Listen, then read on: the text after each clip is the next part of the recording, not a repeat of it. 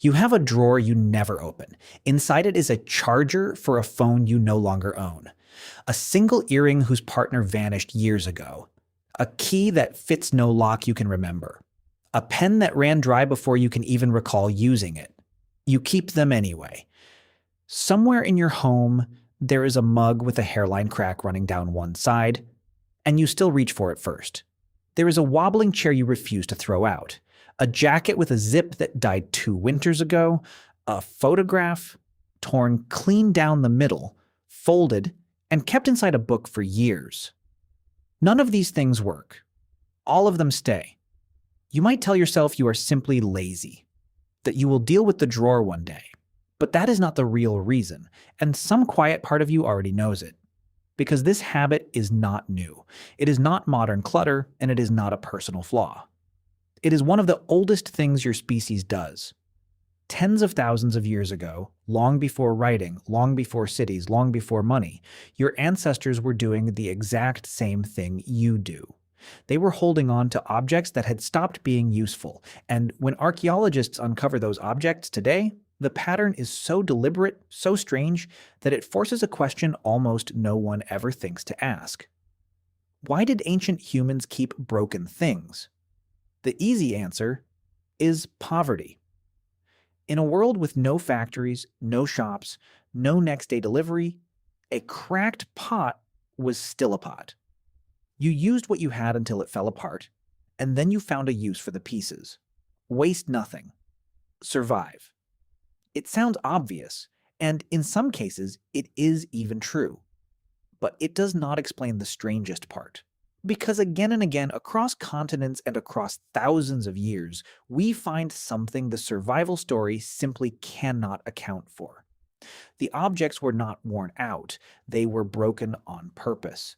Consider the work of the archaeologist Richard Bradley, who spent decades studying what ancient Europeans did with their most precious things: bronze swords, fine axes, ornaments that took enormous skill, time, and rare metal to create.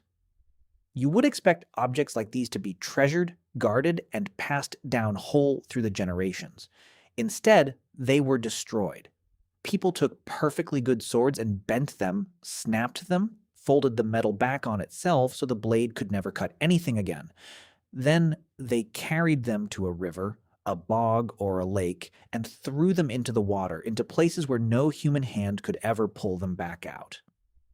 Think about that for a moment. Why destroy the very thing you worked hardest to make?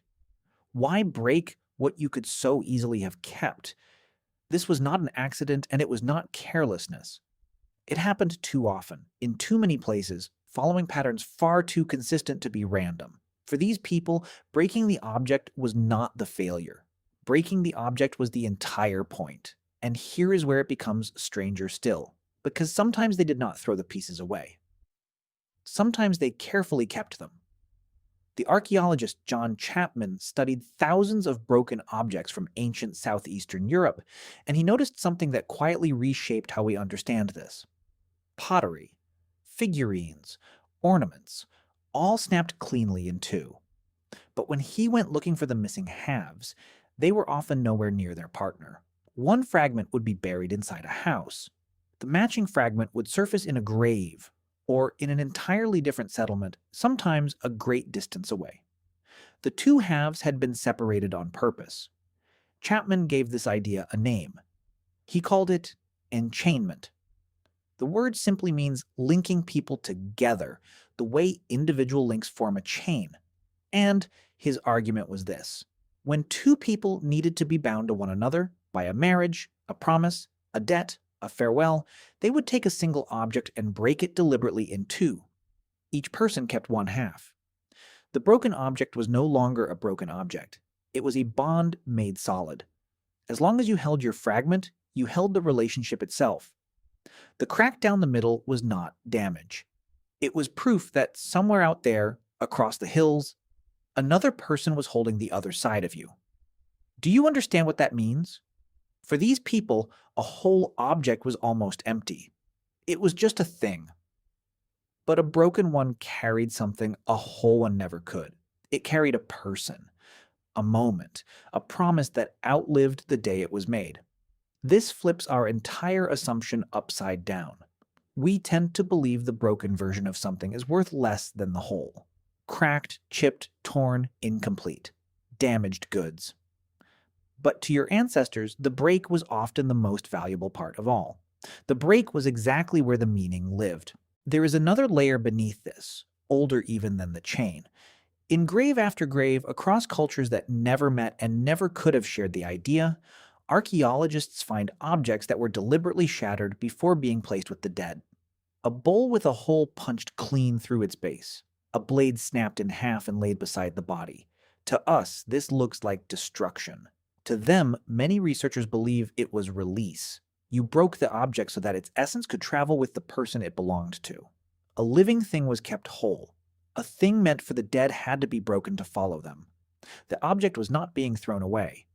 It was being sent somewhere you could not go.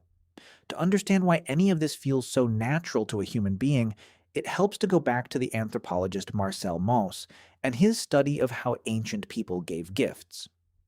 Mauss noticed something that still unsettles economists today.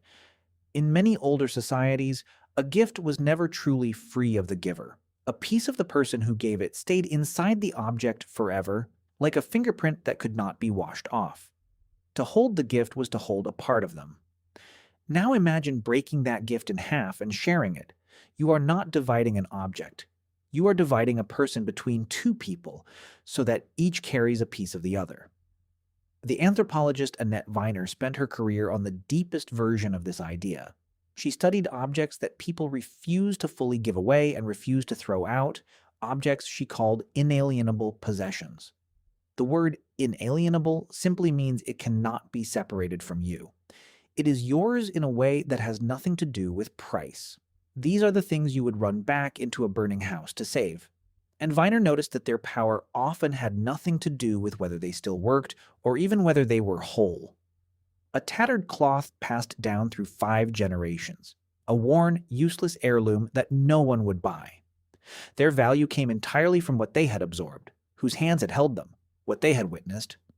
The object had become a container for memory. And memory does not care in the slightest whether the mug still holds water. So the broken thing survives.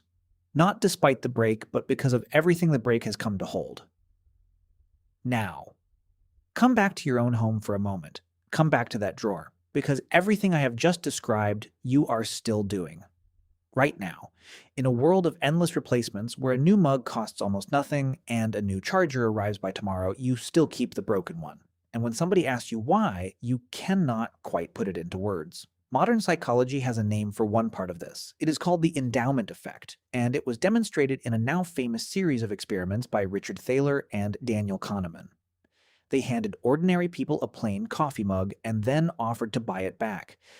The instant the mug became yours, you suddenly wanted far more money to part with it than you would ever have paid to get it in the first place. Simply owning the thing made you value it more. Ownership changes an object. It stops being a thing in the world and quietly becomes a thing that is yours. And there is something gentler still underneath even that. Psychologists who study grief describe what they call continuing bonds. When we lose someone we love, we do not simply let them go. We keep their sweater, their watch, their handwriting on a torn scrap of paper. We keep the object because in some way we cannot fully explain the object keeps them. The cracked mug was your grandmother's. The torn photograph is the only copy left. The wobbling chair once stood in a kitchen that no longer exists. Have you ever noticed that the things you cannot throw away are almost never the useful ones?